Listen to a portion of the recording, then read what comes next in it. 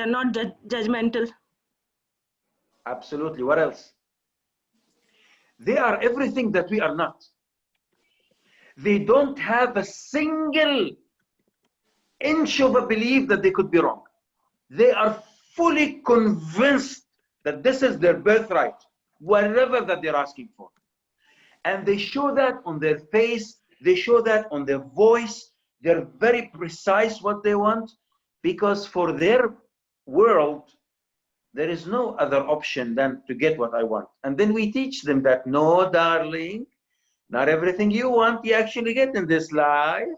There is something called right, there's something called wrong. I still have the power. So that natural child personality literally demands attention, and the logic is fresh and active. And when they debate, they're probably free of their emotions. Like, you will not find that sometimes the kid would cry and make a lot of noise because he knows the noise is a technique to get what they want. But when they want to use logic, and if you talk to logic to a child, emotions are always on the side. He speaks, tell me, convince me, why? I want an ice cream. You said I need an ice cream. There's an ice cream shop. It's hot. He connects the dots, right? So what is important is that we all need to feel and become kids when it comes for a debate. The kid will not take a side of a point just for the sake of it. He would have a very logic sense behind it. So we need also to always understand that when we grow up, sometimes for religious purposes, political purposes, economical purposes, sometimes we took positions and we defend on certain opinions when we don't have enough logic behind it, nor enough information behind it. But I feel like since I was a child, I was told that this is the way it is. So I defend sometimes opinion without building myself. So we need always to remember, to become a good debate, you cannot start from now. To become a good debater, you cannot start from now. You need to start from a child mindset. And then build from that moment. Take what the child has and then build that knowledge and that smartness and skills that you have. Now, the second thing I want you to know, whenever you are a member in a club, you have two roles. You are either a member in the club or an officer leader in the club. So I want each participant here to rename himself just to make a mark. So let's say yourself the role of your club, if you are a president, or maybe make a mark like officer or execom. I just want to know who among us is a member in a club and who among us is an executive committee in a club.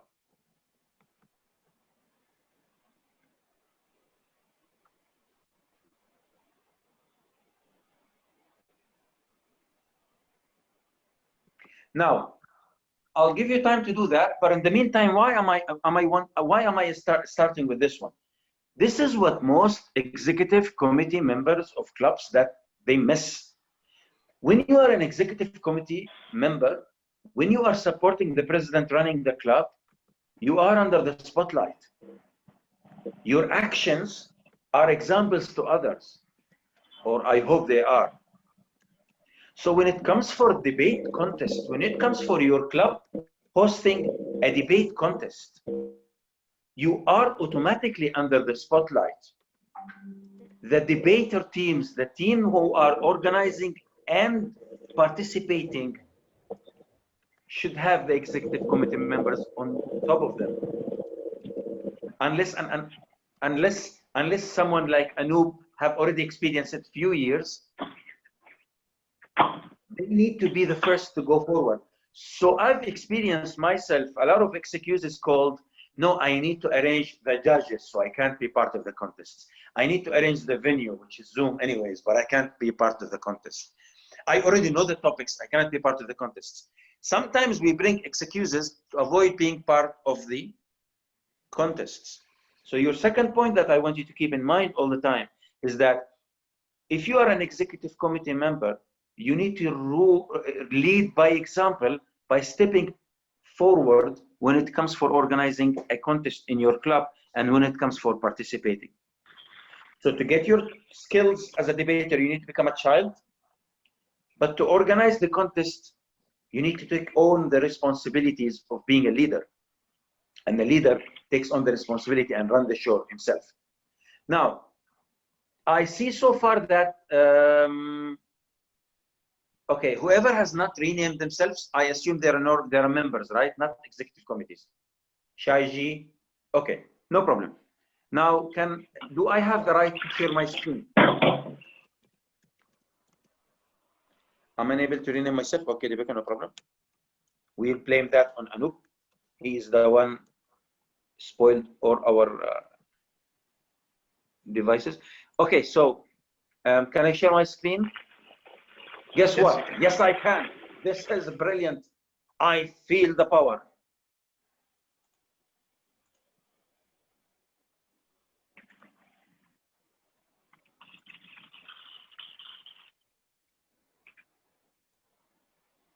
I guess you can see my screen, right? Yes, you can, because I can see it on the other account. Fantastic. Okay, what are we talking about here? We're gonna keep this session into 4 main points, 4 specific points. How to be aware of the debate contest formalities, to become aware of the speaking components of each speaking role, and what should be done or not done when you are crafting or delivering your debate speech, what judges are looking for. Now, if you have anything else you would be expecting, please share it on the chat box. And I believe this session can be recorded for quality and customer service improvement purposes. Hazem, can you record this session? So we are recording, Sami. Oh, oops. You should have told me before I said whatever I said. Okay. And I would ask later Anup, the master in editing videos, to take the parts that we feel is important to be shared with the members, because I feel that whatever we were going to discuss today needs to be added to each club legacy or the area YouTube channel, so the clubs can later refer to it. And here I'm going to talk something that sometimes area leaders like our beloved area director may turn his face around when I bring it, because I always go from like the area or the division or the Toastmasters fraternity gives expectations to the club. I always go in the side of the club members by always challenging the need to do a club contest for a debate in your club. I am someone who's standing on the club side, and I always raise this debate. Why do we have to have a club debate contest? So I want all the executive committee members to step by my side for a minute. Just because the area is expecting us to do a debate contest, we shouldn't just do it for the sake of it. If you cannot build a case you can convince with, a case you can debate with yourself and with other team in your club, as of why should the club take the effort and do a club debate contest and win that debate? I would say don't do this debate. There is a reason why.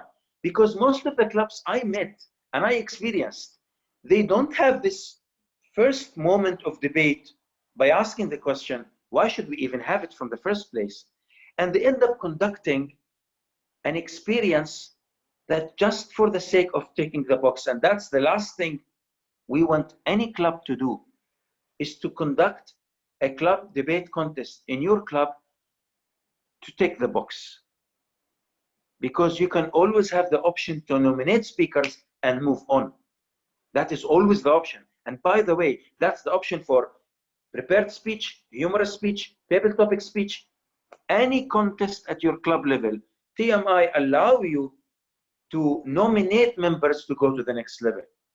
So it is very important for us as team to build a strong case as of why should we have a debate contest at our club. And I like also to introduce different reasons as of why should we do that. In addition to what Toastmasters had to offer. Yes, we need to select the best speakers. So if our clubs has got many members, obviously some of them needs to move on to the next level. We cannot vote on that. If 2 members are ready to participate, 3 members are ready to participate, we cannot vote. We need to conduct the contest. If we conduct the contest, it must be conducted as per TMI rules and regulations and guidelines. Therefore, the event has to take place. But let's look at it from another angle as well. We never give a chance to our members until we reach the end of the first half of the year to really experience working as a team when it comes for speaking. So I want you to build that logic to understand why is it really a unique opportunity to call your club members and give them this chance to experience working together as a speaker team. Because debate contest is about teamwork, not about one-man show. And it's also adding the variety to the training program. But I ask you now, can you give me more reasons why should your club have a debate contest? Especially those who rename themselves as a club officers. Now you know why I ask you to rename yourself. Why? Do you have reasons why should you conduct the club contest as a debate contest? Now, if you don't have a reason in your mind, I urge you to build this case and work for it. And I can give you hundreds of reasons. Can I go for it? Please go for it. So first of all, I think as a XCOM member, it builds, if you are part of a debate team and if you practice debating, it improves your decision-making skills. It improves your critical thinking. So I think we also understand the way to logically put our arguments, especially in committees, those kind of decision-making, points within the club and beyond. Fantastic. Thank you very much, Toastmaster Anoop. Now, you fall into my trap, Anoop. Your answer was an experience of how to reply to a debatable question. Now, did you notice how Anoop started by saying, I think? He's polite. He's optional, giving you the choice to disagree or agree, which is not the debate style we would like to implement. Having the assertiveness to say, debate contest is an opportunity beyond any opportunity to look after your members from the angle of 1, 2, 3, 4, 5. It is why we need to do it for my club, because my club needs to experience 1, 2, 3, 4, 5.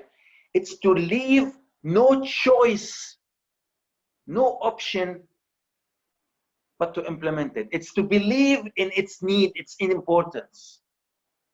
So who wants to give me another trial? Why should we conduct a debate contest? Now, practically, if we cannot experience now at this stage, as club officers, as leaders, why should we have the club debate? Now you have that as a reason why you should have a club debate, because your debating skills needs a lot of improvements. And the debate contest is the way you improve it. So if you are seated now behind the screen and you are unable to interact with me, it's because you had not been able to interact to defend any rights you had, maybe at work, maybe at your life. Maybe sometimes you give up the argument so quickly, so easily, because you're so nice and you don't want to create a conflict. So let's come up to this practical moment of truth, I would say.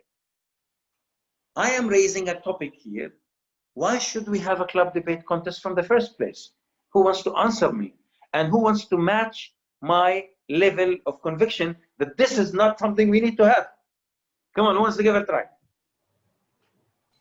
Yeah, go ahead, go ahead. You just need to unmute yourself, Adnan. Yes, yes. Okay. What I know about debate is that there is a point and I need to persuade others to think about, or there is a point that I need others to understand, or to believe in what I am, to believe in my letter, to believe in my thought, Fantastic. Thank yeah. you. Correct, Adnan. You are absolutely correct. Now, everyone pay attention. My question was, why do we have to conduct a debate contest? And Adnan answered, what's in it in the debate contest? And what's in it in the debate itself, right? Now, this is an example, Adnan, of answering a debatable question without listening carefully to the question. And most of us as debaters fail in the debate because we rush to answer what's in our mind before we filter, is it that topic that's expected?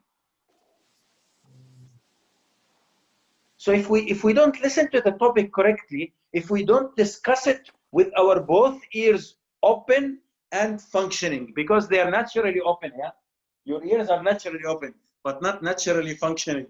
Your mind can be on some other planet. So now I ask very simple question. Why should we have a club debate contest? You still in the mode of what's the value in me, and you answered on what's in your mind, because you are still in the previous question I spoke about related to what's in it for the members. Anoop, I would love to give you a chance, but we have Toastmaster Rebecca first. You wanted to say something? Go ahead. Yes, Sami. So I personally believe that this Toastmasters platform is for the speakers, so we hone our speaking skills at the Toastmasters club, and debate is the next level. So if all the members have honed their speaking skills, public speaking skills, so to say, what's in it for them? Because they want to hone their skills further. So we give them extra candy, which is in a way of debating skills. So we say that, okay, we give them a 360 degree. Now you are already good at, or probably not very good, maybe you have a reasonable public speaking skills. Now you take this one. So in a way, it will help retain the club membership of the members, because it will be interesting for them. Their engagement will be more. And we would have our members who are not only the speakers, but they are good debaters also. So it will be a personal development for them. Fantastic. Thank you very much, Thank you very much. Now, Rebecca, you've just shared reasons why we should have the contest. But I can debate these reasons. You said that members are going to renew their membership because we give them debate contests. Do you have any evidence? Do you have any statistics? Do you have any proof that some members renew their membership because of the debate contest? Now that's the mistake sometimes we fall in. We build facts in our mind and experience, but we don't support it with evidences, statistics, numbers. So you have the passion, you have the body language, you have the voice that believes in what you want to say, but without facts, without statistics, without numbers or articles supported in Toastmasters International, or numbers provided by your area directors, or your club experience, a decline in members before and an increase in members after, your debate becomes open for an attack in every single corner. In fact, sometimes in our club contest, the debate can be, in any club contest, the debate can be erased only because it does not have facts. Some of the replies may be to debate like yours. I don't even see why I should waste my time replying to your debate that is not even built on any fact nor supported with any numbers. Thank you very much. Next. So sometimes whenever we are driven for the reason why we need to do a debate, we need to build that fact. If you did not know this information, then that's additional reason why you should be the first to participate in your club debate contest. That means there is a lot about assertive communication that you need to learn. Anoop, what would you like to say? Well, I have three things. First thing is to represent the club, the best team that can go forward in representing the club. Second one is giving the team a chance to work as team, and also to break the routine and provide variety. I'm not saying this, I'm quoting this by the slide that is being presented by Toastmaster Sammy. The other reason why we should conduct the club debate contest is because Toastmasters International believes in it, and they have published, and it's not a 1 or 2 year old publication. It is from the 1967 publication. So there are enough reasons why we should believe in creating a club contest, especially a debate contest. Fantastic, fantastic, fantastic. So now, Anoop, as you saw, learned the lesson and knew that I'm putting you in the spot on the spot, and try to work his way out again, which is good. Very organized, very specific, and he stopped before we kick him out. Because in debate, you have limited time, and if you continue, you are kicked out, literally kicked out of the stage. And that's why, no matter how strong your logic is, you need to limit your time and say what you want to say and walk out with your dignity intact, rather than you being silent in the process. And even if your case was strong, if I'll come and said, sorry, Toastmaster Anoop, off you go next, it's not going to look nice for Anoop, even though he's got the strongest case among all of us. Now, participate or not participate in a club contest is entirely your choice. Help your club conduct a club contest or not is entirely your choice. But if you were not able, and again I'll repeat myself, if you were not able to engage with me in this session, and you felt your mind was not ready early morning on Friday to pick up topics and interact with me, it means you are the first one who need to be part of your debate contest at the club level, because that debating skill is a life-saving, job-saving, and sometimes, trust me, marriage-saving. But I can't claim evidence on that since I have not entered the golden cage yet. Now, what's in it for the club members? What is the value for my club members? What would they gain out of it? I want you to challenge yourself with this, because today we just experienced that listening skills is essential in a debate, and we don't really feel how important is it unless we fall in a mistake and reply to a topic that is not actually what was given to us. Yes, table topic gives us the same experience, but a table topic speaker, a table topic champion, does not become a debate champion, not necessarily. The real experience under pressure is not just audience watching you. It's two interesting things, ladies and gentlemen. A debate is you speak for a specific goal. So you have to hold all the words that is not going to help you reach to your goal. And you have to stick to the words that's going to get you to your goal. And the second point is it's limited by a very short time, and you want to reach a specific goal in a very short time. That's a lot of pressure if you have not experienced it. You've never been into a real public speaking gym before. It's the first experience for a club member to join team with others and literally work with them to to communicate a specific point. And that itself is a unique experience. I urge all the club officers who are going to help promote club contests in your club, please don't push your members to participate. Encourage them instead. Motivate them. Give them the reason. We always go through the pushing style of Toastmasters. We stand behind people. Come on, everyone, let's go for it. Whoa, only why you're not participating? Come on. A debate contest cannot be persuasive contest. You cannot persuade someone in a debate. You have to convince him. You have to talk to his logic. You cannot push him to do it. So if you as a club, if you're a club president, Build your debate, to debate your case to your officers. Build your logic, how you are going to emotionally and logically affect your club members to motivate them to participate, to change their mindset, to make them believe in this step. Not just to do it because it's in our agenda, because we promised the area, because we have to do it.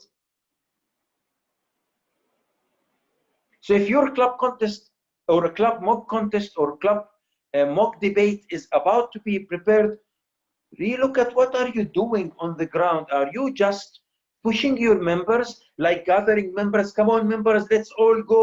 Who wants to participate? Who wants to participate? Or you are talking to each one and sending private messages and creating a PR campaign to list down, and you bring reasons from your creativity, from your belief to build that case, because that is also part of your debate.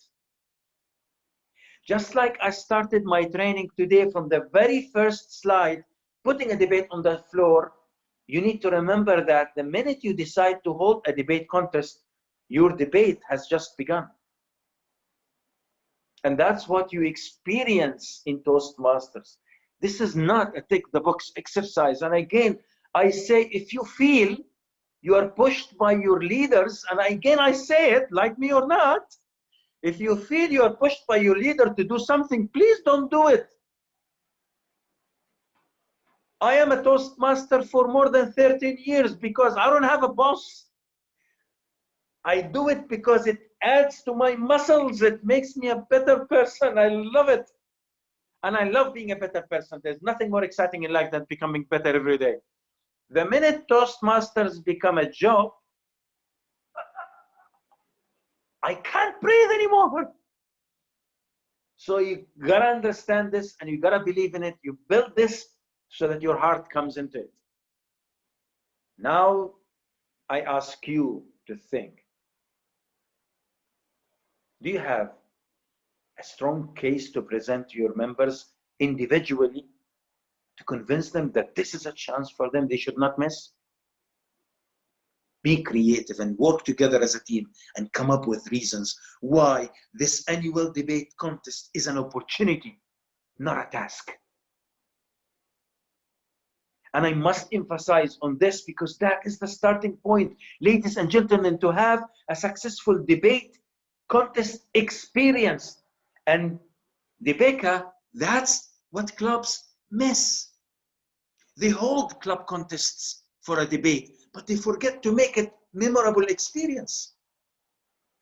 And how you make it memorable experience? By preparing your audience as of why we are there from the first place. By analyzing that debate contest and getting the skills out of it and making analysis from it and making knowledge shared, create a PR campaign before, during, and after. Create a communication channel with members before and after. Is by not taking anything for granted. Just because we had a club contest, wow, what a club contest. No, a club contest can be a great experience because you have Toastmaster Hazim and Stephen and Sami and Anup and. But for a member who joined yesterday, it wasn't, because he doesn't know what we are trying to get him, what we are trying to offer him. Unless he's been told and communicated and put on the same page, it won't make sense to him, right? So I close this part of my training by asking the club members, executive committees and members, find 101 reasons why you want to hold a contest in your club. And the fact that you were unable to silence me in the first 2 slides is an evidence that a lot of us needs it. A lot of us needs to develop that talent of assertiveness communication. A lot of us needs to build reasons why should we succeed in life, and that is one of the ways to do it. A lot of us needs to understand that the debate contest comes once a year in these formalities, and this is a chance to experience something unique personally, not just watch it or watch through club contests. So build the case you want to build. If you need to step up and ask the area to help in this designing this PR campaign, in brainstorming, and put more reasons to your club members, please do that. And if you are not convinced as a club officer to do it, and the area failed to convince you to do it, please don't do it. And mark my words, the training is recorded. If the area could not debate about the point in power and convince you to do it, that means you shouldn't do it. Because the last thing we want to do in our Toastmaster journey is to end up taking the box exercise. Now we're getting into a part where we talk about the formalities of how things works. There are 3 people in every debate, formalities. Now, tell me something. What do you think of the first character you see in front of you? The gentleman, the first one on top. Come on, guys. If you have not fallen asleep yet, I want you to tell me, what does this face tell you? Looks nervous. The first one looks nervous. What else? Looks like he's already on the stage and speaking, Okay. because his lips are open. Fantastic. He could be eating, but anyway. Yeah. Yes, Adnan. He is trying to express an idea or to explain something. All right. Now, what about the second one?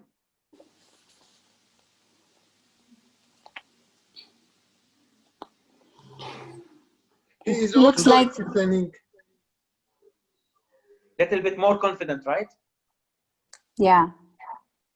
Does he seem like he's making fun out of someone or something or a topic? Yeah, like that he has figured it out, like he has an answer. He has a reply to the. And he's super confident and he's got that sarcasm in him? Yeah, he has Yeah. a sarcastic look. Yes. Okay. Not a sarcastic, Now, but then kind of a. what about that third lady?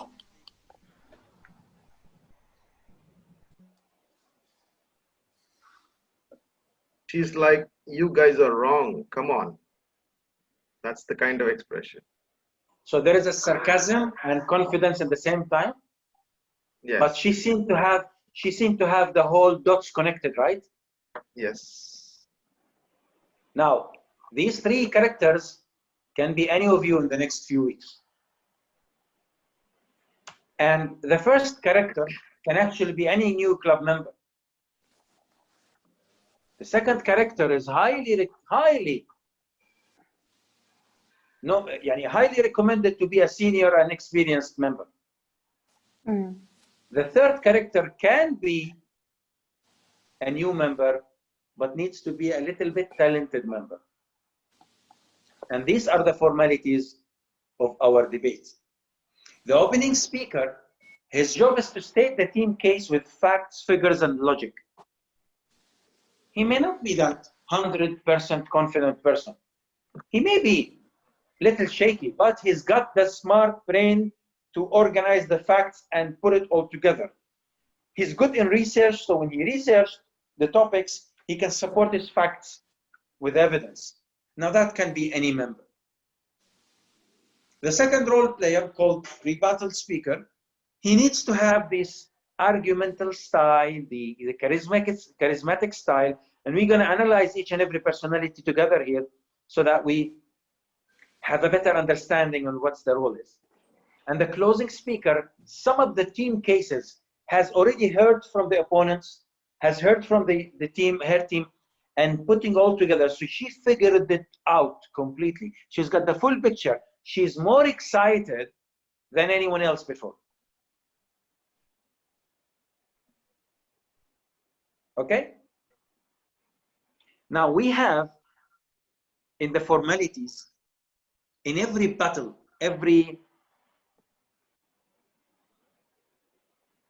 someone said, okay, that's a question. We'll come back to it later. So we have a battle here for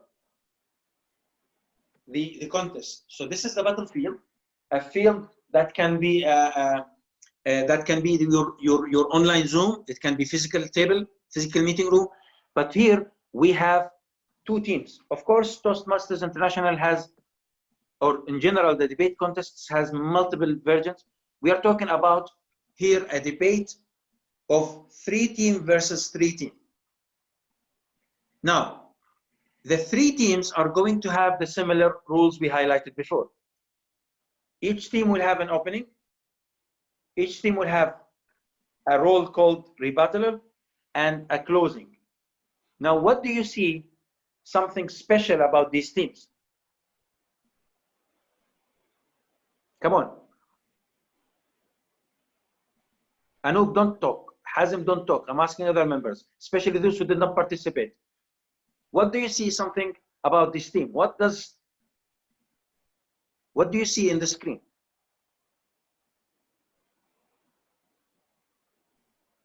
Okay, does anyone doesn't have an answer to what can you see something in the screen? Can you spot something on the screen?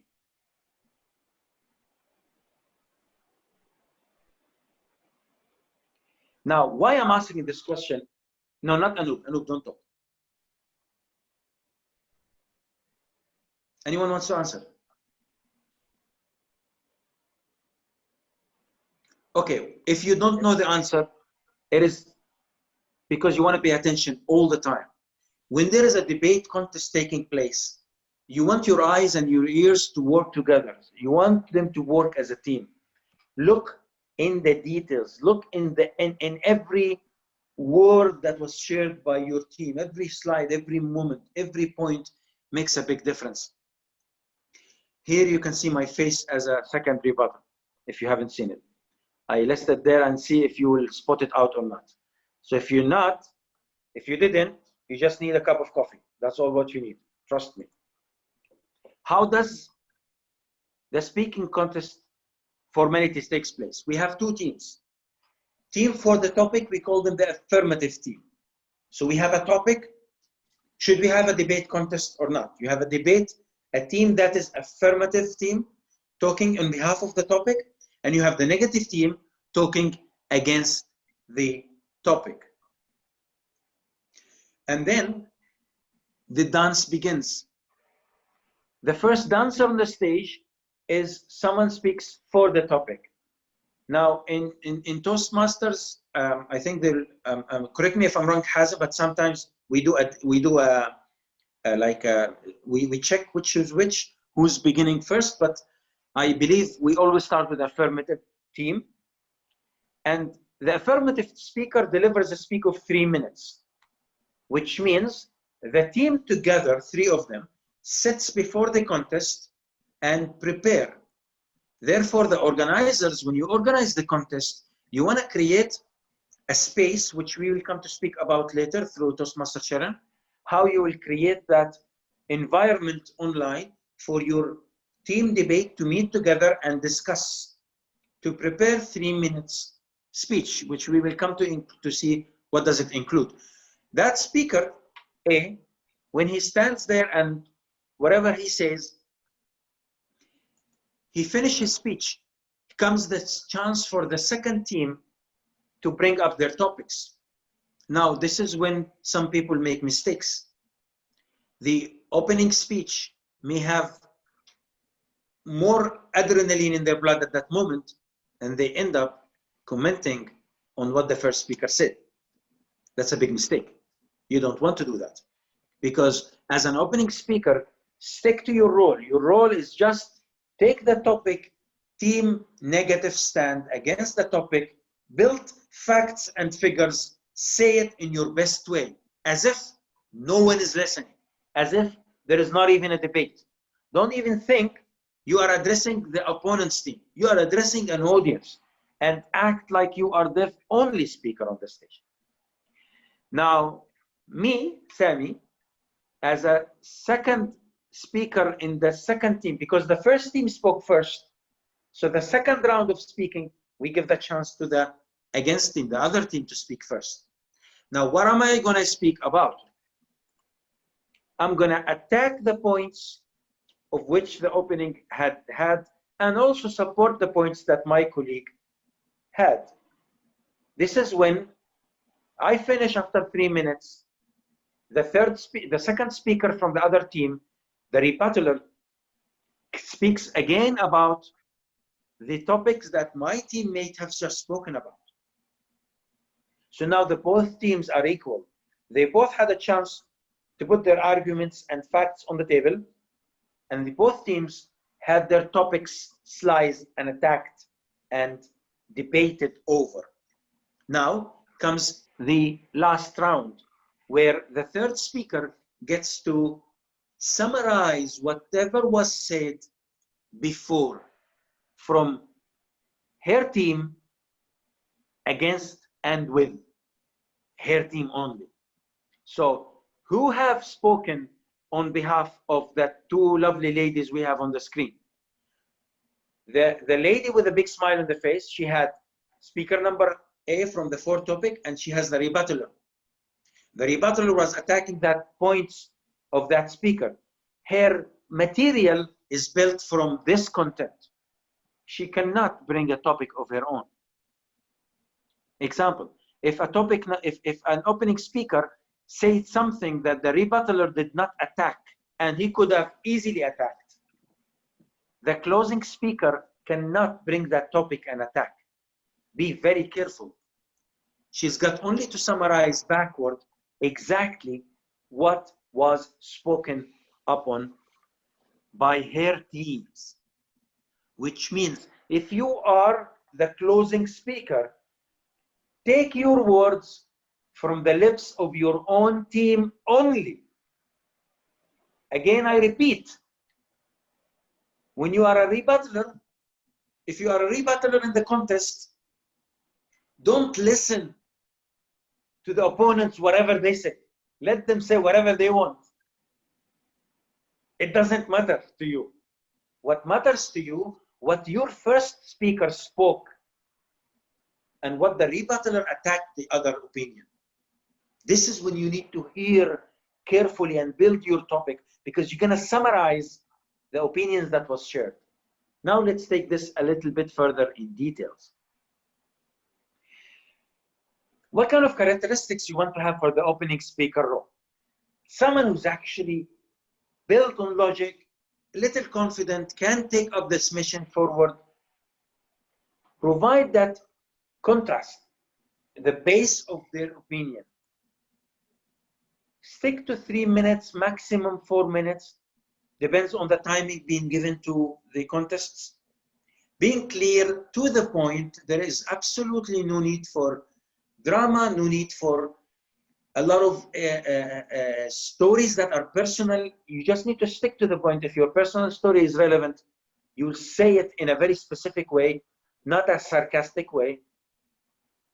Be a direct stand, be assertive, and that's what later you will learn from other speakers and from practice, how to stand up and speak what exactly the topic that you stand up for, and be very specific, because today we're not going to go through a debate specific skills if you are building the content on top, but what in general a debate need to have. You always need to build three supportive points. Any points that you address, any opinions that you put on forward can be easily attacked by your opponents if you are not backing yourself up with evidence and proofs. If you said smokers are the highest of having heart attack, and we all experience this through the people we see around us, in the office, at home, and even in the public park. And I don't support that by a point. The rebuttaler can say, I don't know in which land Toastmaster Sammy was living, and I don't understand in which park he was walking, and in which house he was living, and where did he get this facts from, and I don't really see a reason why should I waste my time answering such arguments, which is built on nothing but dreams and illusions. He can literally slice my topic out apart and throw me in the dustbin if I don't back myself up with evidences, if I don't share real facts that supports me. So whenever you are training or debating, preparing a debate, always know the facts you want to develop. Now I want to tell a few tips quickly, that you can always, as a team, build some facts and make it as a trick to the other teams. So you can build some facts and research against these facts. So play the double heads effect, and become the enemy of yourself, and think in the foot of your contestants. How would they battle you back? And prepare topics so that you can influence their rebuttaler, and therefore you can have your rebuttaler attacks. So can you begin to see the strategy, how it works? That's the beauty of why a team, when they work to debate, they can really plan how they are going to build their stand and how they can influence the stand of their opponents, so that they will have the other team moving. It's like a chess game, having them taking few steps so that their rebuttaler can attack them, because the rebuttaler cannot guess what is the opening speak is going to be about, right? But you can always trigger their legs in it,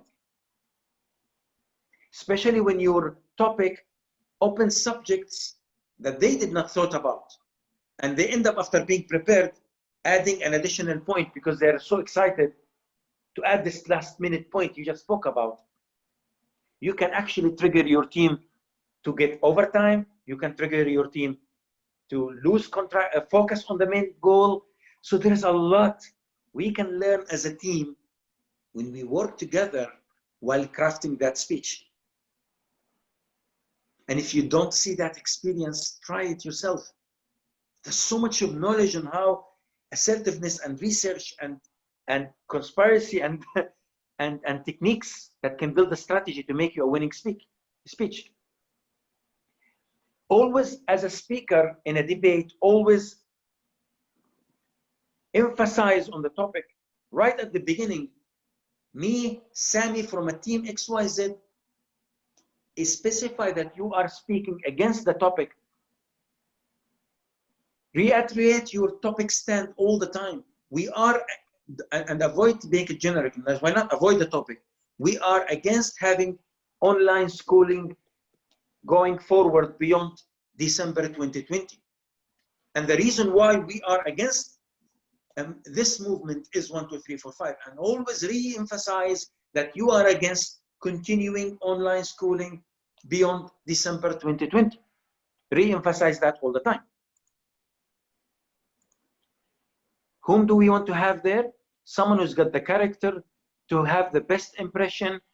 You can use notes for sure, but don't rely on it 100%.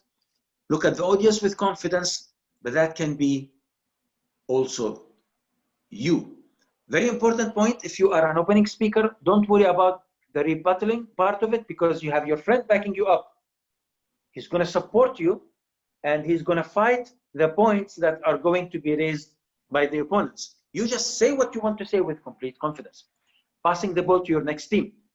The guy who's more confident, more characteristics, is going to respond to the counter attack. He's going to respond by supporting your points and attacking the points of the others. Now, timer, if I'm getting close to the time, just notify me, please, not through the chat, but notify me by voice, because I'm seeing a lot of chat, so I'm not distracted by it. There are so many questions there.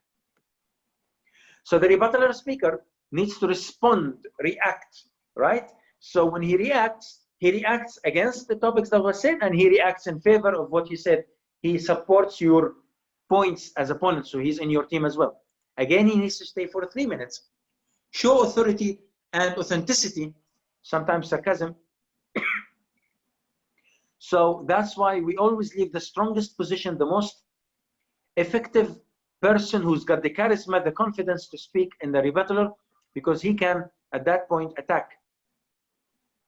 He's responding to the opponent team only and supporting his own team. If you speak as a rebuttaler, after the other rebuttaler have spoken, do not get into that emotional trap and talk and attack the points that he addressed. Never do that. Try to stick to your goal, because by sticking to your goals, you will understand that you are already a winner. Yes, ladies and gentlemen, in a debate contest, if you stick to the goal you are expected to do, Even if your conviction level was not so strong, you are on the way to win. Because if your opponents miss the target and spoke about what he's not supposed to do, judges are going to mark them down. And you don't want that down to be in your team, because your team might do a great job and you don't stick to your goals. You cause the team to lose the debate. And of course, you'll have to live with it. No new points to be addressed at this point unless and until it's linked to the rebuttal case. Reiterate the topic, stand on regular pace. Don't forget that you are supporting the positioning of what your opponent, your teammate said. So if you stood up there and you said against instead of for, you screwed the whole game. So be careful. Re-emphasize where are you standing and why are you standing there, and what the others should also change and follow your way. You can reference to statement made by opponents, opening speaker. Yes, you can reference to statements made by your teammate. Yes, but you cannot come up with your own point again. You cannot bring your own point, fresh point that was not addressed by either or the two guys. So as a rebuttaler, you have two people speaking before you. You need to take from them the content, not from your own mind. That's a very interesting point and very important point, because if you thought of additional point, let me just put this extra evidence, it may actually backfire and make you lose points. You need somebody who's show stealer, execute with confidence, and respectful with his humor. He makes fun out of the topic, but not personal, because you shouldn't and must not and shall not be accepted or tolerated by judges if you address the points directly to your debaters by making fun out of them. For example, Toastmaster Anoop, I don't know where you got this point from, but I don't know from which wonderland are you living in, where you brought this point. That's a very sarcastic and personal. I truly respect where Toastmaster Anoop is making his point from. I just don't know where is it from, as it was not supported by either facts nor numbers, not even logic. So I wonder where did he brought it from. Now that's respectful and acceptable, but still attacking. So you want to find that balance, not to go over the limits. Now the closing speaker is somebody who's ready, prepared. She's got two files. Why two files? Because one is what her first teammate said, and the other one, what's the opponent of her teammate also said. She's collecting their whole points together and addressing a summary. A summary, only a summary. Ladies and gentlemen, just imagine a speech that goes for 8 minutes. The first 3 minutes are the introduction. The second 3 minutes are the body. And the last 2 minutes are the summary. Every time the summary brings a new topic, you're no longer a summary, right? So as a summary speakers, you do not want to have summarize the topic that you just emphasized on. You don't want that. That's the last thing you want to have. You want to stick to the points. You want to summarize the opening, summarize the rebut, and come with a final statement. Just like a normal summarizing a speech, just like a normal speech. So when you're doing the training to your members, always observe and pay attention to what the rebuttaler, because if the closing speaker got emotional and added just one more logical reason that was not mentioned by either or, you almost lose 30 points. State the claim with conviction, with assurance, with the out loud voice that cannot be doubted. and no new points whatsoever. And we will emphasize on this over and over again.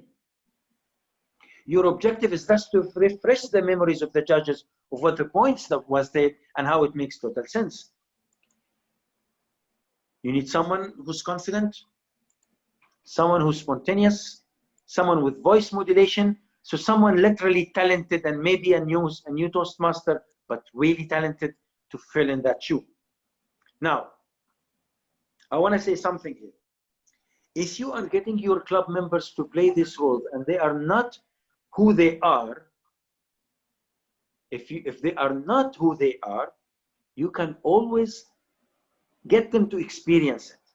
Okay? Don't say Toastmaster Sammy said, don't give them rules. They are not ready for it. No, they are ready for it. But please give them enough training and give them more confidence after the event so that they don't feel, and again, I want to emphasize on this very important point, they don't feel that they cause failure to their team. You need to help clearing that emotional effect on, oh my God, I screwed up and the team screwed up because of me. Work that out. That's why it is really important to have communication with members before, during, and after.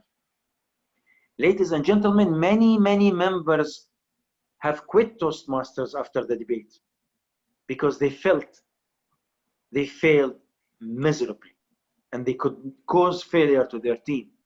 Especially when I experienced members blaming other members for failure. You may not have experienced that, but I did. I've seen it myself. Members being told I was blamed for letting my team fail. Please don't do that. Don't get emotional if your team loses. In fact, be the leader who will motivate and inspire before, during, and after. And always record your practices so that you learn from it. Because after all, we are not debaters to win the debate. The real debate is here in this life. The debate you have within yourself that tells you you have to fail and quit your job or quit your dreams. Not the debate we have as a Toastmasters. Remember always that just a practice, a gym, a platform to improve and get better, not a place where we can win or lose. What are the judges looking for? You have 70% is the content of what you work on and 30% the delivery. And the 70% content is actually team effort. We have the debate, development, content. Are we building a strong case? Is it structured, organized? Does it have supportive material? Does it have value for audience? Does it make sense? Is it logical? Is it conviction? Is it convincing? Is it believable? Or is it out of la la land? Does it have effective? Do I see team coordination? Do I see strong opening remarks, strong rebuttal, strong conclusion? Did the team players stick to their rules? Because you lose 20%. If one person make a mistake, you lose as a team 20%. And remember, in the club contest, we select the best speakers to form the team. Is someone trying to warn me about the time? Okay, that was a mistake. No problem. Welcome, Mina. So if you are looking at your team, if you are a good speaker in your team, but your team did not win at club level, don't worry because you will be nominated to join the team of the area to represent. So always pay attention to your voice, manner, and correctness.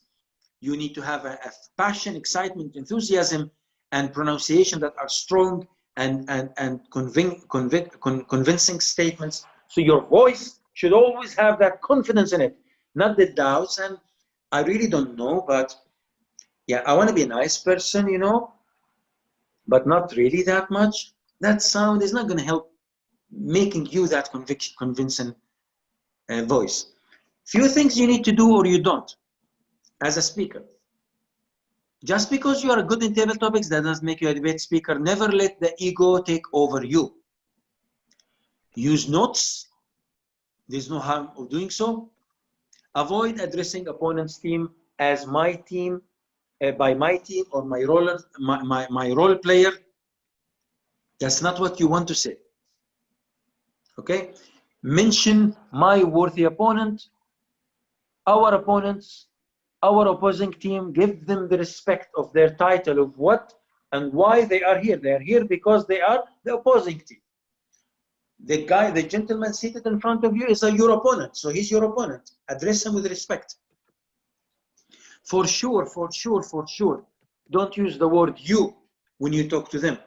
What you just said now, or him, what we all heard him saying, no, these are all disrespectful. Avoid them, because judges are going to take your mark a little bit down, and that of course will affect your team numbers. Sammy, we Master need to Sami? wrap up. Yes. Yeah. Yes. So Okay, did I overshoot the time big time or no? Just stop now. it's okay, we can manage. We'll cut the break. Okay, just 2 minutes then. So fully embrace the topic, believe in it, even if you don't. Speak about it like it's a matter of life or death. And at any cost, if you are an opening speaker or closing speaker, at any cost, do not add new ideas. Now, you have role players that you need for sure. You will understand the need for role players through the other session, which is going to be more of technical. But of course, you need judges. The area contest, the area team will support you with judges. You need role players like a moderator, and also the area will support you with that. But all the roles that is going to be needed will be addressed through the second topic. And now, all I just shared with you is now open for a debate. We had a few questions, so do we have time for questions now or later at the Sammy, we'll do the question and answer at the end. Thank you very much, ladies and gentlemen, and I hope I did justice to this training, and I hope you got out of it what hopefully you were expecting, and I hope I did not cross too many red lines for the area and the division leaders. Back to you, Toastmaster. Thank you, Toastmaster Sammy, for that comprehensive guidance, motivation. You showed us the how and, of course, the why we need to conduct a debate contest. Thank you so much, and I'm sure all of us will benefit from this. We're going to have a Q&A session at the end of this segment. Now, right now, I think what we will do is we will move into the next segment, which is talking about taking control of Zoom, especially for conducting debate contests. So without much ado, let us let us get into the next segment, which is done by a Toastmaster who is a professional at managing contests, events, debate contests. You can depend on her. She's super helpful. She's none other than our Toastmaster of the Year 2019-20, Toastmaster Sharon Kuruvilla. Over to you, Sharon. Thank you. Thank you so much, Anup, for that lovely introduction. Good morning, my dear Division L members. So now we've heard a lot of points about why a club needs to conduct a debate and why it is very important for the members, etc., and the nuances of how the opening speaker, the rebuttal, and the concluding speaker, what they have to do. Now it comes to the contest organization. Now, before I move on to the Zoom technical aspects, I just wanted to tell you all something. This is an uncharted area which we are going into. This is the first time that the clubs are going to have their contest online. So there are some trial and errors that we can do, and we can always help them out in organizing better. So let me just share the presentation with you so that we can go one by one. I hope my presentation is visible. I can see any thumbs up? No? Yes, there you go. So now, before we move on to any other, first you need all the organizers and the members need to update their Zoom app. So that where do you go and do it?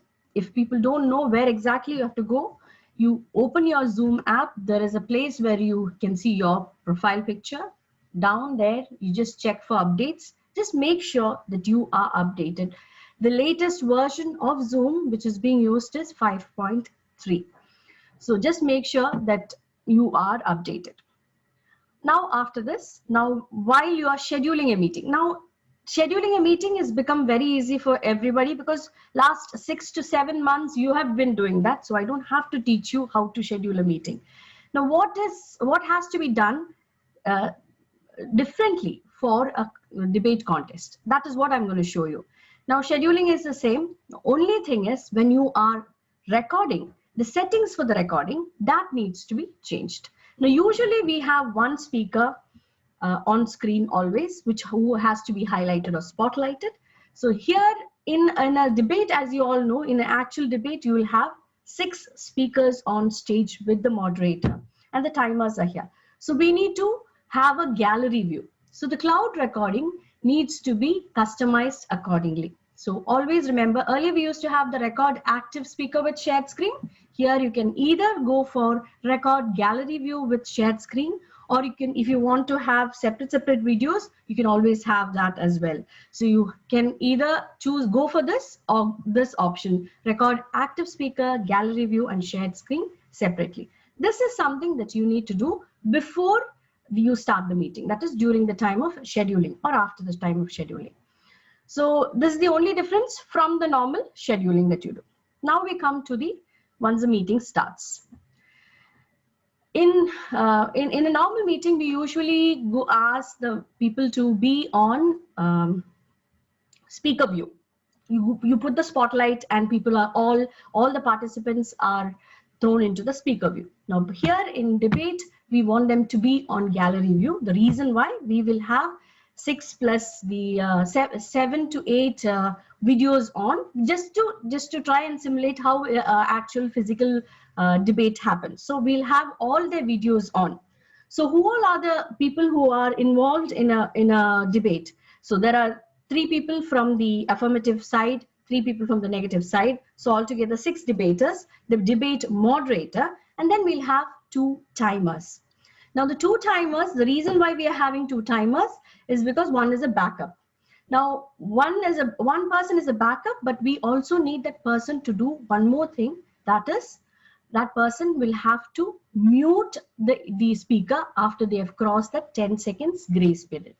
So for the opening and the rebuttal speaker, after they've crossed the 3 minutes and 10 seconds, the timer will be muting that person.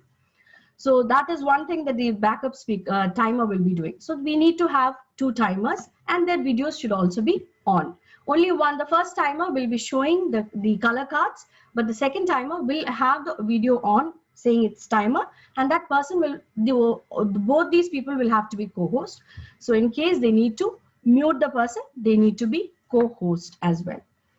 Now, as a host, there's a new feature which has been added in Zoom recently. That is, you can change the view, the gallery view. You rearrange the videos of the participants. As a participant also, I can rearrange however I want, but as a host, I can forcefully rearrange the participants' videos. This is something that has been added now. Only thing is, all the participants need to have their Zoom updated.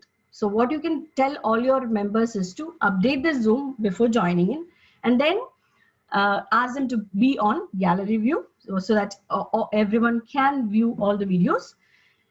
Make sure that the contestants, all the debaters, the 6 debaters, the timers and the moderators leave their videos on throughout the debate, throughout the session of the debate, but mute accordingly. Now these are some of the things that you can do, and how to do the rearranging for a view from the host perspective. Now instead of this, earlier we used to have the speaker view and the gallery view on top. Instead of that, we are having a view right now. It's a written view. When you click on that view, you have either you can go to speaker view and then gallery view. Now, when you start changing the orders, you will get two more options saying that follow host order, video order, or release video order. When you go and click on follow host video order, all your participants will have the same video order. And then when you want to release the video order, you can just release it and it will go back to the same old the order which was there before that.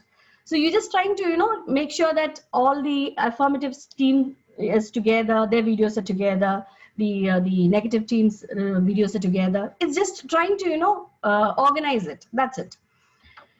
So after this, now we come to the speaker view. Okay, now you can also tell the participants so that they don't have to see everybody. You can ask them to hide non-video participants. So only the required videos are on their screen. So how do you do that?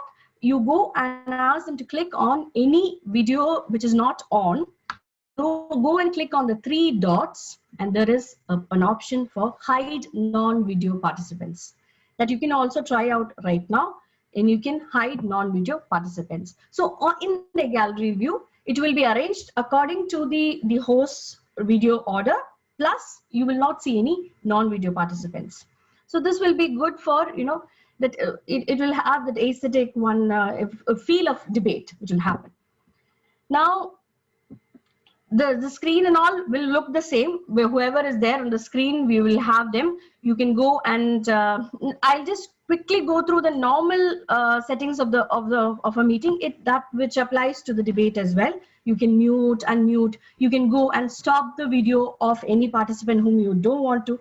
But by mistake, people will start their videos because they love to see themselves. So what you can do is these three dots that are there on each participant window, you can go and stop the video. Remember, if the video is stopped by the host will have to go and start the video. Otherwise, they will not be able to start unless you are a co-host. Now, the normal rules apply.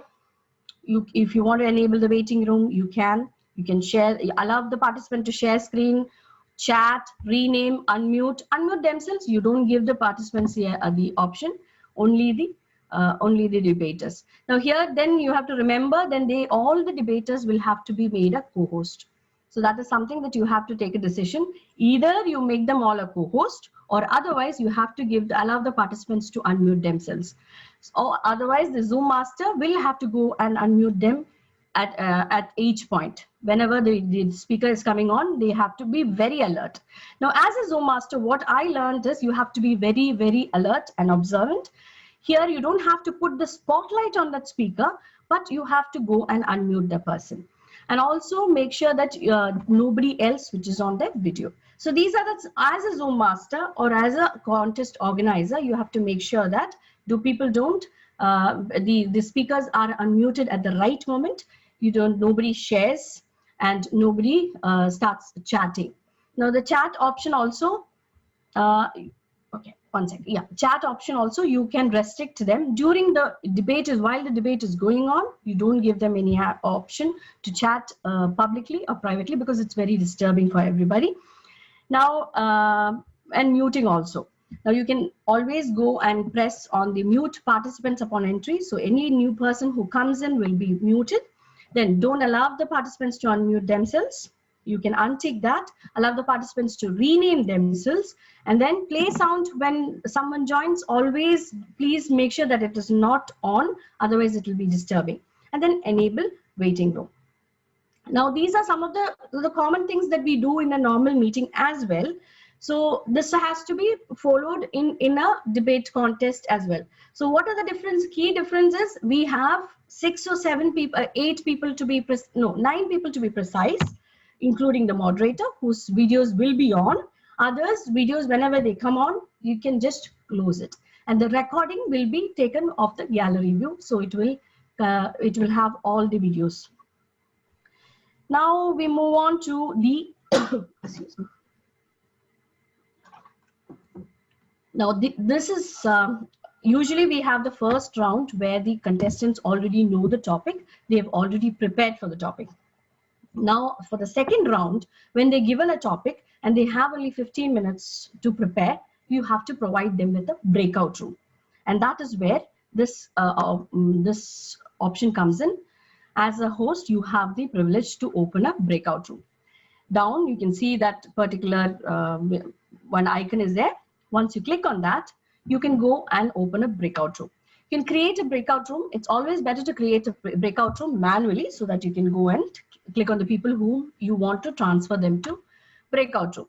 Now, what you can do is you can do the, either you have a breakout room separately for all contestants together first, so that they will be given the topic there, because this isn't a live meeting. So you'll be given call everybody, the chief judge, the moderator, and all 6 contestants together in one breakout room first. And then you give them the topic, tell them to, they take the for and against, and then from there you move them to the 2 different breakout rooms. So you can decide on maybe 3 breakout rooms to be open. And once you create and decide on the number of breakout rooms, you can go and click on manually and then click on create breakout rooms. Now you can rename the breakout rooms so that, the common room, you can say that judges room or common room. You can say the affirmative team. Then the third breakout room, you can name it as negative team. Now, once you create the breakout rooms, now you can start assigning the people. So when in the beginning, you will be assigning all of them to one room where they will go and take the lot for and against. Or if you want to do it in the main meeting room itself, it's okay. So once you just do all that, you can start assigning them to the affirmative teams to the particular breakout room. And once you've done, this is how it will, the entire list of participants will be listed when you are trying to assign, and you can go and tick whoever you want. And then once you're done with all that, then open all rooms. The breakout rooms will be open for everybody. And they will get, the participants will get a message saying, join breakout room. So once they join the breakout room, you will be able to see, this is how the message comes for all the contestants. Join breakout room. They have to go and press on yes.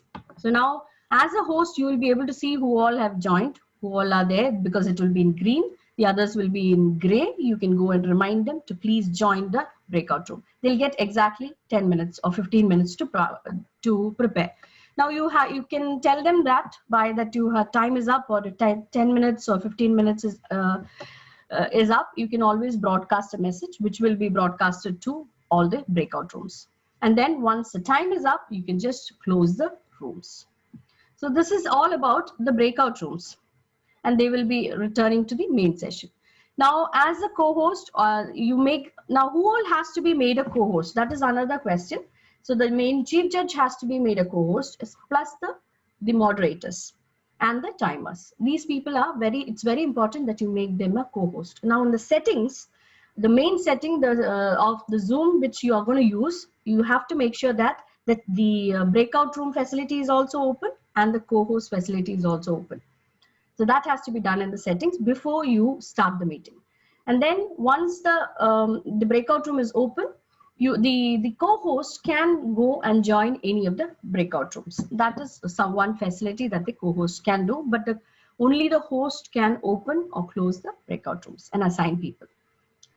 So now let's quickly go to what kind of device can you use. It's better to always use the laptop and have the app downloaded on the laptop. As a Zoom master, it is better, because only then the app will be, that is the app which you are going to update 5.3, and this has all these new features. And every time, at least every month, just check for updates, so because you never know, there are no new enhanced features which are available now.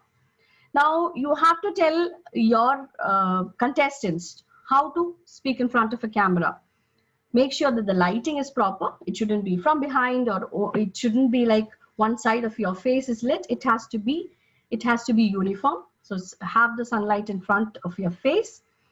The room light, make sure that the room light is also equally lit. Now, eye contact. How do you speak? You might be having your notes, but still you have to have that eye contact with the audience. And then the camera position, you can make out that it should be straight. It shouldn't be from bottom. You shouldn't be speaking to the audience or up to the audience, but it should be on your eye level. And the spacing of your video should also be right. Now, this is the part that I think, yes, I think I have almost covered everything that is related to the debate. So we will take any questions during the question answer session. Over to you, Anup. Thank you, Toastmaster Sharon, for providing that crisp advice on how to conduct debates online. Surely it will be helpful for all the clubs and participants and the organizers. So let us give a huge round of applause to both our trainers today, Toastmaster Sammy and Toastmaster Sharon. Now we will move on to the Q&A session. So if you have any questions, please do put it on the chat, and I will be happy to moderate it. So first, I think we had one question during Sammy's segment. The question was from Toastmaster Khalid. He was talking about backup speakers. What is your advice on picking backup speakers? Because you had given 3 personas. One is the opening speaker, maybe a new Toastmaster, relatively confident. Then the rebuttal speaker was someone who is seasoned with the charisma, and finally a seasoned Toastmaster who can summarize. But how do you go about selecting your backup speaker?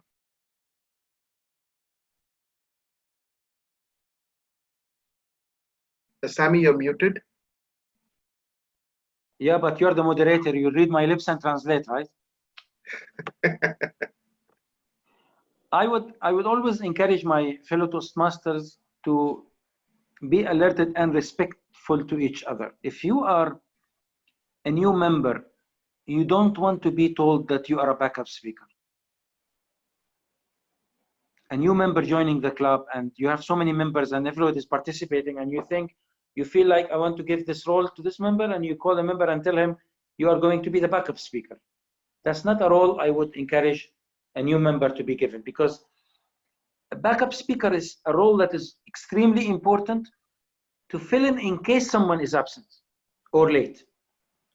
And therefore, I always say that backup speaker should be one of the club mentors, one of the club leaders, who will always be there and care for others and can always step up to support. So you need to have a backup speaker that is going to go all the way with the same team.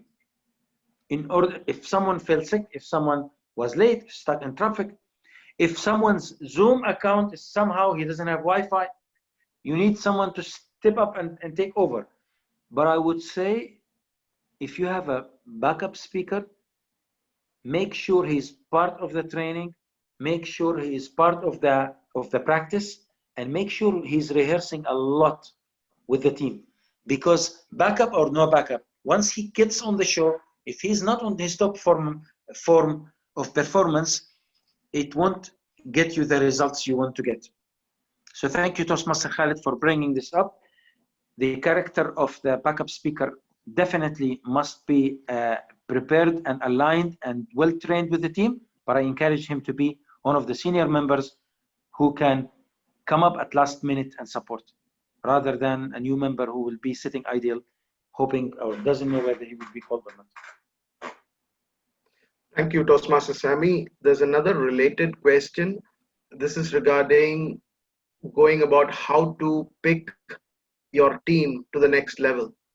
Do we pick the winning team, or do we pick the best opener, best rebuttal, best closer? So what are your thoughts on this, especially from a club point of view? Yeah.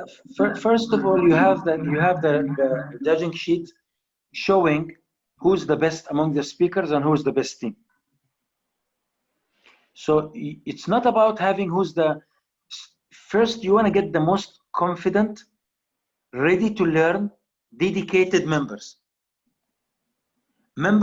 if a member is going to put some time to practice, that's the member you want to represent your club.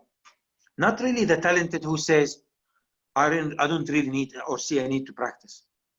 Like if I get Lionel Messi in my team and he says, I really don't need to practice, so you guys practice and let me know, I'll come and join you. It won't work, right? So you want a team member who's talented, but also the attitude should be positive. A team player who's committed to meet his team frequently and practice. I would not at all recommend that you pick someone because of his skills and you said, okay, Sami is the opener. He always the opener. He's always done the opening. That's not what I would anyways encourage at all. I would only say that an opener can always rebuttal, can he always be a closing. We always need to pick the right role for this contest, because at club level, I want to pick my team. But if that team is qualified and won, not the whole team is going to represent the club. If there is a weak point in that team, I need to find who can replace that weakness. But when I think, how can I replace that weakness? I need to think from an attitude point of view, ability to learn, ability to develop, not just Anoop is good with this, so I want him, because he's good in his debate. Now, when it comes for picking the right team, as we are practicing, some members with training, they'll get better than whoever won, right?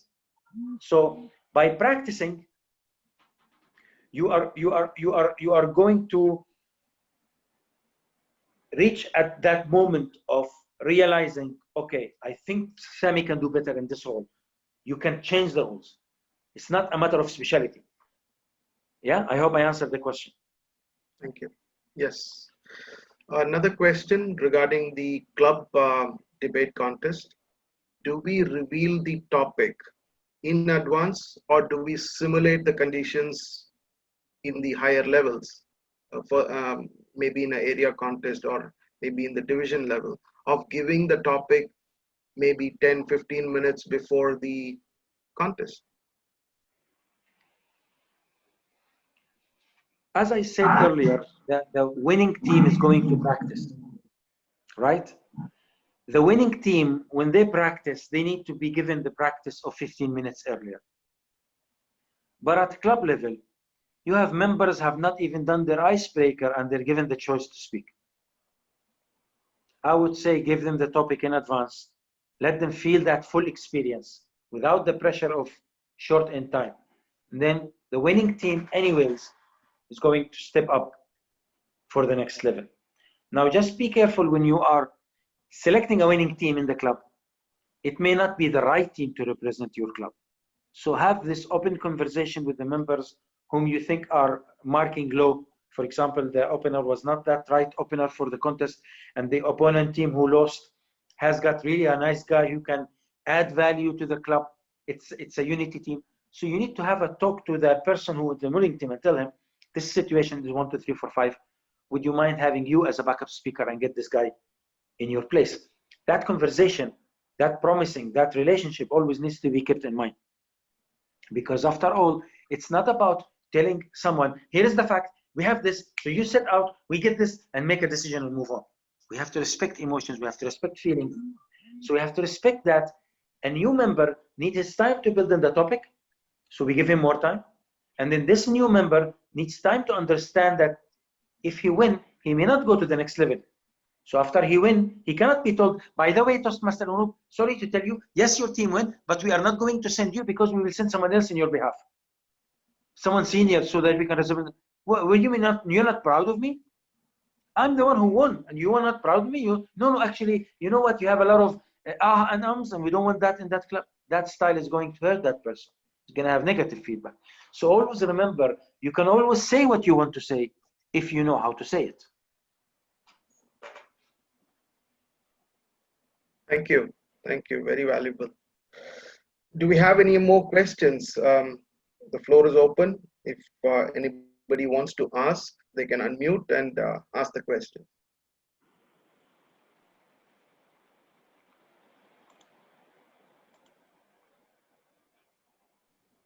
Okay, Anup, I will just add one point with what Sami just stated, or answering the question which has been highlighted by one of the members. Related to the topic, yes, it will be relieved on club, area, and division level for the first debates. So it will be relieved around 1 week in advance to give the support for everybody to prepare. Okay. Thank you. Any more questions? Adnan?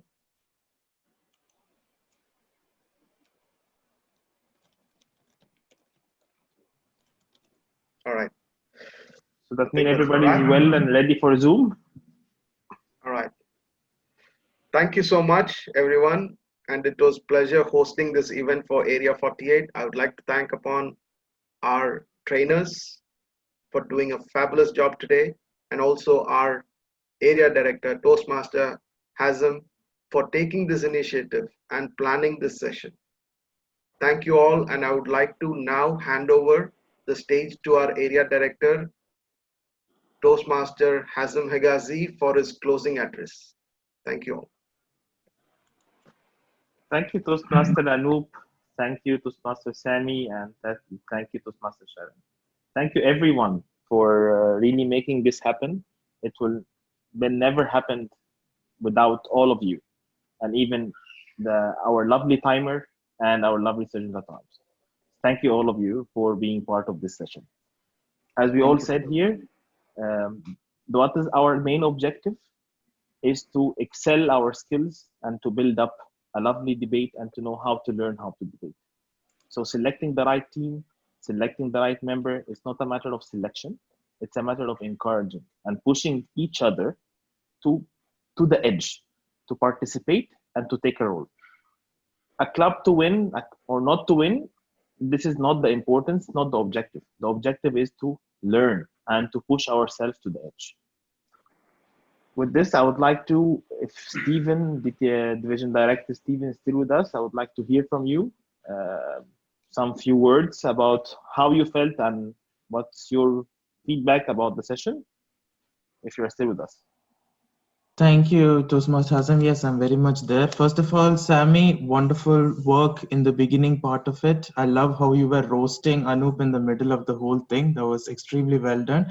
Just because he calls you sarcastic doesn't mean that you have to really show that you're really sarcastic, but well done.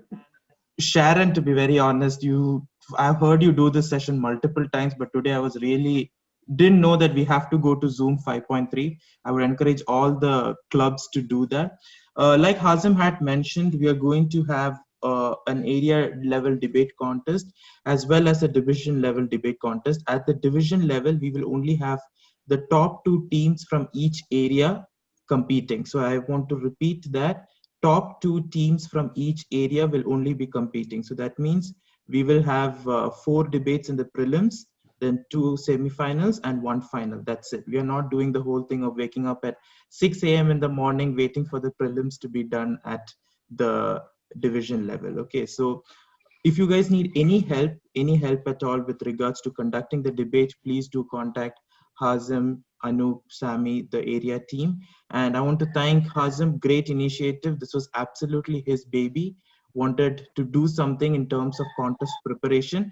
And next week, I believe we are going to have a session which is going to be done by Area 49, where just as how Sami spoke about each and every speaker components, what should opening speaker do, rebuttal speaker and closing speaker, we're going to have the best of the best, DTM Sandeep, DTM Vijaya, DTM Saumya, talk in detail about each and every speaker. So I request all the members who are here, all 17 to 20 of you, to come for that session, and we'll have a blast for that. But in the end, I just want to say great job, Anup, wonderful host as always. Hazem, great leadership. Sami, always a pleasure to hear you speak. Sharon, great job, and thank you so much to each and every. And Avina, I'm not sure if I'm pronouncing her name well. Great job that you took up the timer role, and also kudos to Saumya, who apparently has left, right? I think Saumya has left. I think it's the first time I'm hearing her speak. Great job, Hazem, bringing her to the fore in an area level event. Good job, and she did a fantastic job. So thank you, everyone, and back to you, Hazem, to close the meeting. Thank you. Thank you, Division Director Stephen, and thanks to all. And as we said, we'll be having another session next on 3rd of October to go a little bit more into details of all the skills, which should be organized by Area 49. And following that, you will see a lot and a lot mock debates in many of the clubs. We'll keep announcing, we'll keep pushing all the announcements on WhatsApp. Please, please, please go and have a look. Go and witness what's going on to prepare for your debate. Thanks a lot. And with that, I would like to close this session and open the stage for everyone to talk. Can we have a group picture? Yes, please. Can we put the gallery? Okay, I can do the clicking, but we would like to have everybody's cameras on, please. Hazem, are you taking the pictures? If you can. Just a second. I'm just waiting everybody to open. Sammy will have a neck problem. Take it very fast. You know what he reminds me of? The world champion of public speaking this year, Mike Carr. He did something like that. We have few of you still not on camera on. Meena, Bharata, Khalid.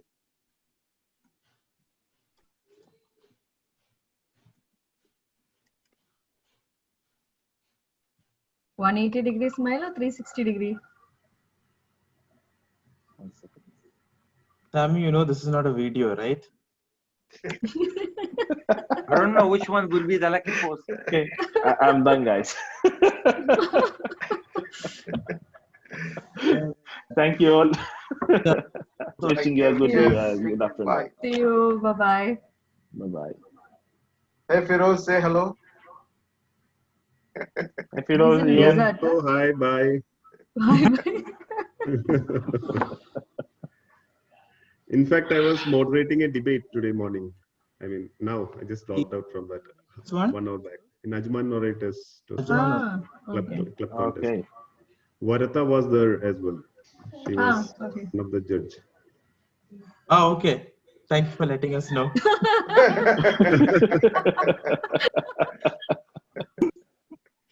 Bye, guys. See you. Bye.